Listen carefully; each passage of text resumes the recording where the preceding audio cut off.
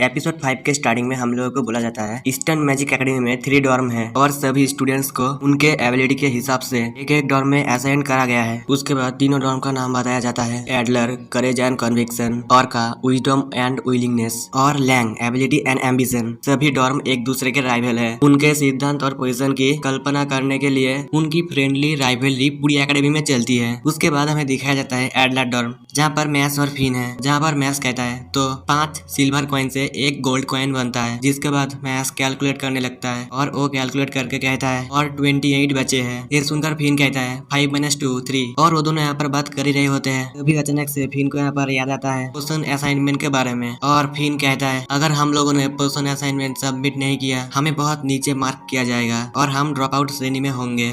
तभी मैस हाथ में क्रीम पफ लेके फिन को कहता है क्या तुम्हें एक चाहिए? ये देखकर फिन चिल्लाते हुए कहता है ये स्नैक्स का टाइम नहीं है। जिसमें मैस कहता है सॉरी और वो दोनों पोजीशन असाइनमेंट के बारे में क्या करेंगे कुछ समझ नहीं पाते। उसी समय यहाँ पर क्रोना के कहता है तुम लोगों ने अभी तक नहीं किया है। ये देखकर मैस कहता है ओ लोलिकॉन, तुम लोगों को मैं बता देता हूँ लोलिकॉन का मतलब है ठरकी। ये सुनकर क्रोन कहता है नहीं वो सिस्टर कॉम्प्लेक्स है। यहाँ पर क्रोना के उन दोनों का बेइज्जती करने लगता है क्योंकि उन लोगों ने अभी तक असाइनमेंट पूरा नहीं किया है। तभी मैस क्रोन के पास जाके उसका जो नॉकेट है मैस उसे खोल के उसे ही दिखाने लगता है। जिसे देखकर क्रोन खुद को ही वॉल में टक्कर मार लेता है और वो कहता है तुम्हारे इन्फिनाइट वार्म के आगे झुकना मेरा भाग्य है। नेक्स्ट सीन में उन दिनों को किचन में दिखाया जाता है जहाँ पर क्रोन उन दोनों को कैसे पोषण तैयार करना है वो दिखाता है। उसके बाद मैस ट्राई करता है और वो एक ग्रीन पफ बना लेता है। ये देखकर फिन हैरान होकर कहता है वो ये नहीं है, ग्रीन पफ के रूप में ये कैसे खत्म हुआ? ये देखकर क्रोन कहता है तुम गड़बड़ कर रहे हो है ना? ये सुनकर मैस कहता है मैं गड़बड़ नहीं कर रहा। उसके बाद क्रोन मैस को फिर से दिखाता है कैसे तैयार करना है और मैस यहाँ पर फिर से ग्रीन पफ बना लेता है। ये देखकर क्रोन हैरान होकर कहता है ऐसा क्यों? मैंने उसे देखा है स्टार्टिंग से लेकर फिनिश तक, ये क्रीम पफ कब बना?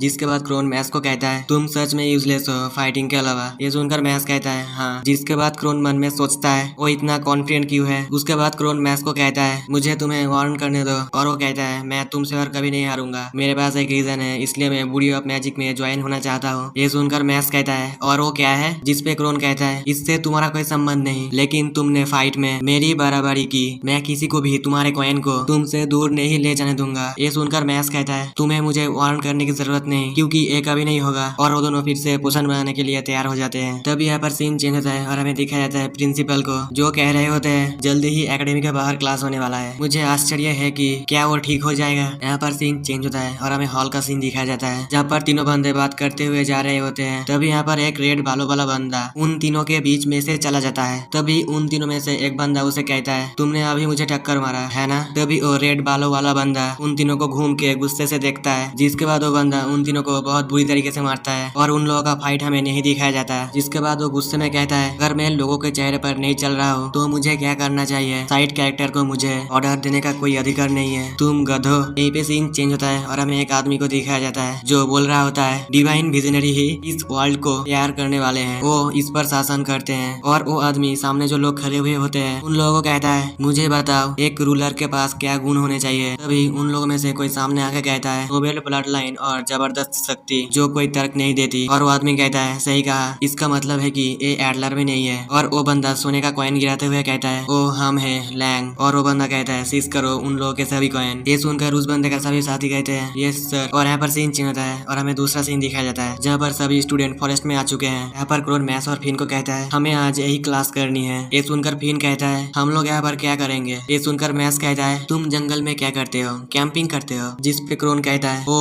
लेजर के लिए है, ये एक मैजिक स्कूल है। तभी यहाँ पर वही लाल बालों वाला बंदा चला आता है ये कहते हुए कि मैं नंबर 1, मैं नंबर 1, मैं डॉट बैरेट मेन कैरेक्टर हूँ इस वर्ल्ड का। वर्ल्ड मेरे चारों ओर घूमती है। जिसके बाद बैरेट मैस, फिन और क्रोन की तरफ देख के कहता है तुम लोग किसकी तरफ देख रहे हो? जिस पे मैस कहता है पागल। जिसके बाद क्रोन कहता है हमारे डॉम का फर्स्ट ईयर। उसके बाद बैरेट मैस की तरफ देख के कहता है रुक जाओ तुम तो वही हो द मशरूम हेड, सब लोग तुम्हारे बारे में बात करते हैं। और वो फिर से मैस को कहने लगता है तुम मेरे लिए एक साइड कैरेक्टर की तरह दिखते हो। ये सुनकर मैस कहता है ये बंदा कौन है? ये सुनकर बैरेट कहता है आज तक तुम नाम और हकीकत दोनों में एक साइड कैरेक्टर हो क्योंकि तुम्हारा ट्रूली। तभी यहाँ पर इरबाइन मैस का नाम पुकारते हुए मैस के पास चली जाती है और वो मैस को कहने लगती है आउटडोर क्लास स्कैरी है, मैं खुद को ज्यादा जोर नहीं दूंगी तो मैस प्लीज मेरा ध्यान रखना ठीक है। ये सुनकर मैस कहता है शुक्रिया। ये देखकर बैरेट तंग रह जाता है और इरबाइन स्टूडेंट जब मैथ्स को कहने जा रही है तभी बेरिट मैथ्स के ऊपर थूक देता है और वो गुस्से में अपने सिर पकड़ के कहने लगता है, मुझे उन सब लड़कों से नफरत है जो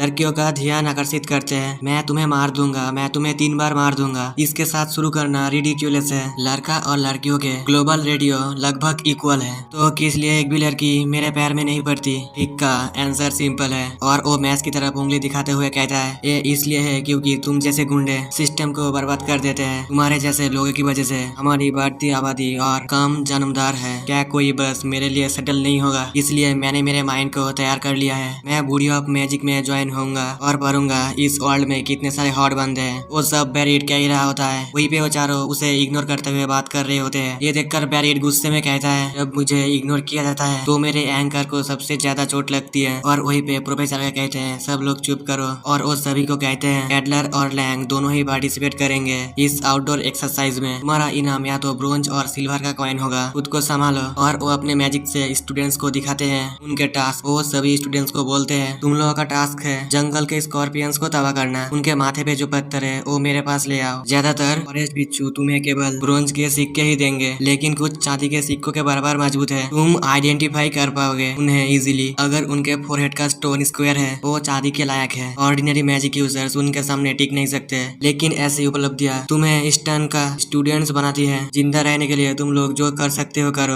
और प्रोफेसर कहते हैं, अब तुम लोग जाओ। तभी सब लोग जाने लगते हैं। वहीं पे बेरिट जाते हुए मैथ्स को कहता है, ये हो ही नहीं सकता, मैं तुमसे हार जाऊँ। उसके जाने के बाद क्रोन मैथ्स के पास आके कहता है, मैं यहाँ पर जरूर सिल्वर कॉइन लूंगा। ये सुनकर मैथ्स कहता है, मैं भी अपना बेस्ट दूंगा। तभी अचानक से एक बंदा सीटी बजा के मैथ्स के पीछे आ जाता है और वो बंदा मैथ्स के पास आके कहता है, तुम्हें लगता है तुम एक हॉट चीज हो? हाँ, मैं बता सकता हूँ। तुम्हें लगता है तुम बहुत स्पेशल हो, तुमने गलती से सोच लिया, तुम दूसरों की तरह नहीं हो। ये बोलकर वो बंदा मैथ्स से दूर हट के एक मैजिक यूज करता है जिससे कि पत्थर आके मैथ्स के पेट में लगता है। ये साउंड सुनकर प्रोफेसर कहते हैं, वहाँ पर क्या हो रहा है? ये सुनकर वो बंदा कहता है, सॉरी प्रोफेसर, हम बस घूम रहे थे। और वो मैथ्स की तरफ देख के कहता है, सही कहा ना फर्स्ट ईयर? ये सुनकर मैथ्स उसकी तरफ गुस्से से देखता है। ये देखकर वो कहता है, हाँ हाँ वो नजरे, मैं तुम्हारे चेहरे को बिगाड़ दूंगा, इसके लिए आगे देख रहा हूँ फर्स्ट ईयर। ये बोल के वो बंदा यहाँ से चला जाता है। तभी मैथ्स उसकी तरफ जाने लगता है। ये देखकर क्रोन मैथ्स को पकड़ के कहता है, उसे इग्नोर करो, वो बंदा हमसे एक क्लास ऊपर है और वो अपने मिसकॉन्डक्ट के लिए बदनाम है। वो काफी टीचर और स्टूडेंट्स को घायल कर देता है जिन्हें वो पसंद नहीं करता, लेकिन उसके ग्रेड और टैलेंट की वजह से वो बंदा अब तक एक्सपेल नहीं हुआ। तुम अक्सर लैंगडॉन से ऐसी बातें सुनते हो, इसलिए उन लोगों को परेशान मत करना। तभी मैथ्स कहता है, मैं खुश हूँ, मैंने सोचा उसने मेरा क्रीन पफ खराब कर दिया। ये देखकर क्रोन मन में कहता है, क्या इसलिए उसने वो फेस बनाया? उसके बाद क्रोन और मैथ्स जंगल की तरफ जाने लगते हैं और क्रोन मैथ्स से कहता है, फूड को वहाँ पर मत रखा करो। जिसके बाद जंगल में जलते हुए क्रोन कहता है, मुझे जबरदस्त खतरे की गंध आती है, मुझे लगता है एक साथ काम करना समझदारी होगी, ये मेरे ऊपर छोड़ दो। ये बोलते हुए क्रोन पीछे घूम के देखता है, मैथ्स यहाँ पर नहीं है। जिसके बाद मैथ्स को देखा जाता है वो खो गया है और अब वो अकेला है। तभी बेरिट स्कॉर्पियन को खोजते हुए मैथ्स के सामने से जाने लगता है और वो कहता है, मैं उस मशरूम हेड को दिखा दूंगा। तभी वो जाते हुए मैथ्स को देख लेता है और उसका मुंह खुला ही रह जाता है। मैथ्स को देखकर बेरिट चिल्लाने लगता है। जिसके बाद मैथ्स उसे जोर से स्लैप करता है और कहता है, चुप रहो। उसे मार के मैथ्स कहता है, अभी मैंने तुम्हारी वजह से कैलोरी बर्बाद की, ये बहुत भयानक है। ये सुनकर बेरिट कहता है, मैं तुझे मार दूंगा। जिसके बाद बेरिट मैथ्स को कहने लगता है, ठीक है, हमारे क्लास के बारे में भूल जाओ, यही और अभी। वो कहने जा रहा होता है तभी पीछे से एक लड़की का साउंड आता है। यही पे सीन लड़की पे शिफ्ट होता है और एक बंदा लड़की को परेशान कर रहा होता है। तभी बेरिट यहाँ पर आके उस बंदे को जला देता है अपने मैजिक से और बेरिट उस लड़के को कहता है, एक लड़के के खिलाफ हाथ उठाना, तुम एक लड़के के रूप में हो गए। तभी वो लड़की बेरिट को कहती है, शुक्रिया। देखकर बेरिट का मुंह खुला ही रह जाता है और वो कहता है, इतना सुंदर। जिसके बाद बेरिट कहता है, नहीं, मुझे शांत रहना चाहिए और नेचुरल एक्ट करना चाहिए। और वो लड़की बेरिट के साथ फ्लर्ट करने लगती है और बेरिट उस लड़की के झांसे में आ जाता है। यहीं पे सीन चेंज होता है और हमें उस बंदे को देखा जाता है तो एक स्कॉर्पियन को मार चुका है और वो बंदा सिल्वर स्क्वायर को देख के कहता है, अब क्या ये लगभग समय है। और यहाँ पर फिर से सीन चेंज होता है और हमें उन तीनों को दिखाया जाता है जहाँ पर वो लड़की कहती है, अब नेक्स्ट मशरूम हेड। और वो मैथ्स के पास जाके कहती है, तुम्हें भी शुक्रिया काइंड सर, तुम बहुत मददगार थे। ये सुनकर मैथ्स कहता है, मैंने कुछ भी नहीं किया था। ये सुनकर उस लड़की का दिल टूट जाता है और वो मन में सोचती है, क्या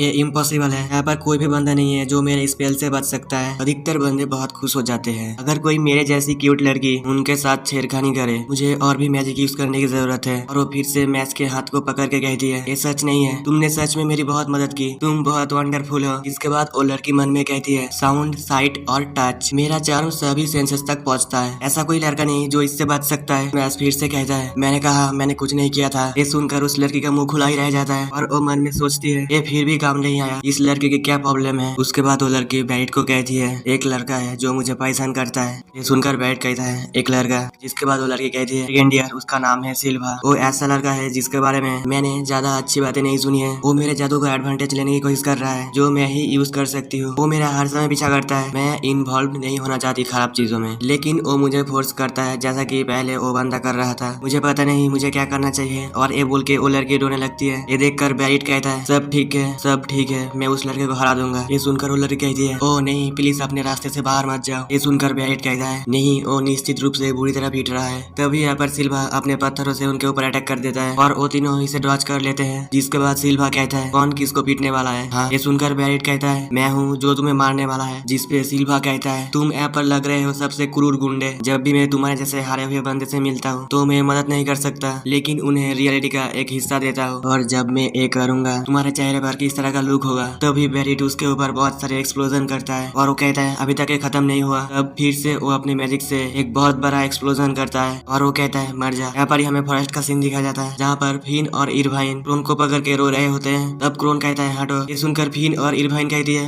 हमें छोड़कर मत जाओ। जिसके बाद क्रोन मन में सोचता है क्या मैच ठीक होगा, लगता है सेकंड ईयर उसे टारगेट कर रहा है। वो दोनों एक दूसरे के पीछे तो नहीं भागेंगे है ना। उसके बाद फिर से हमें उन दोनों का फाइट दिखाया जाता है जहाँ पर बैरिट सिल्वा से कह रहा होता है छी तुम ज्यादा कुछ नहीं हो। तभी बैरिट उसकी तरफ देखता है जहाँ पर सिल्वा अपने पत्थरों से खुद को कवर करा हुआ था और सिल्वा अपने पत्थर को हटा के कहता है तुम्हारा नन्हा जादू मेरे माध्यम से नहीं टूट सकता, समझ गए। अभी वो बैरिट के ऊपर पत्थर से अटैक कर देता है जिससे कि बैरिट के मुंह से खून निकल जाता है। यहाँ पर ही एक पत्थर जाके मैस के किरण पफ के ऊपर लगता है और वो किरण पफ नीचे गिर जाता है। सिल्वा फिर से बैरिट को कहने लगता है हे अब तुम्हारे साथ क्या हुआ, तुम्हारा सारा एनर्जी कहाँ गया? तुम मुझे मारने वाले थे है ना, तुम थोड़ी और मेहनत क्यों नहीं करते? लेकिन इसमें कोई आश्चर्य नहीं है क्योंकि कोई पागल भी डिफरेंस बता दे सकता है जो हमारे स्किल में अंतर देखेगा। ये बोल के वो जोर जोर से हंसने लगता है। यहीं पे हमें मैच को दिखाया जाता है जो किरण पफ गिरने के सदमे में है और एपिसोड 5 यहीं पे खत्म होता है। अगर वीडियो किसी को थोड़ा भी अच्छा लगे तो लाइक करना। तो मिलते हैं नेक्स्ट वीडियो में।